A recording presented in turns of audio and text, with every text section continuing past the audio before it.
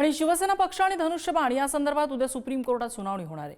या पार्श्वभूमीवर वकील असीम सरोदे यांनी मोठा दावा केलेला आहे। ठाकरे बंधू मुंबई महापालिकेतील राजकारण फिरवू शकतील असं सरोदेंनी म्हटलंय। शिंदेंकडून पक्ष चिन्ह काढून घेतलं तर शिंदे सेना भाजपात विलीन होणार।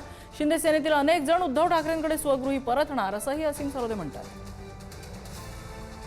सुनावणी झाली तर निर्णय नक्कीच उद्धव ठाकरे यांच्या बाजूनी होण्याची शक्यता ही जास्त आहे। अधिकार काय ते जर आपण तपासले तर उद्धव ठाकरे यांच्या बाजूनीच निकाल लागून शिवसेना हे नाव आणि पक्षचिन्ह हे परत उद्धव बाळासाहेब ठाकरे यांच्याकडे येऊ शकते आणि तशा वेळेस मग एकनाथ शिंदे हे अनाथ होतील, कारण की त्यांच्याकडे पक्ष राहणार नाही। मग पक्ष त्यांच्याजवळ नाही का असा आपण जर प्रश्न विचारला तर तसं नाही आहे। त्यांच्या आत्ताच्या पक्षाची ओळख ही अमित शहांचा महाराष्ट्रातील पक्ष अशीच आहे। त्यामुळे अमित शहा त्यांना भाजपमध्ये सामावून घेतील।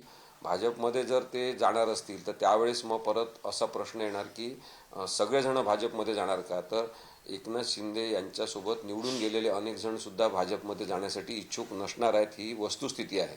आत्ता महानगरपालिकांचा विचार करायचा तर त्यातले अनेक जण हे त्यांच्या मूळ शिवसेनेमध्ये म्हणजे स्वगृही उद्धव बाळासाहेब ठाकरे यांच्याकडे परत येऊ शकतात आणि असं जर झालं तर मुंबई महानगरपालिकेचा महापौर कोण असेल इथपासून तर सगळे राजकीय गणितं बदलू शकतात।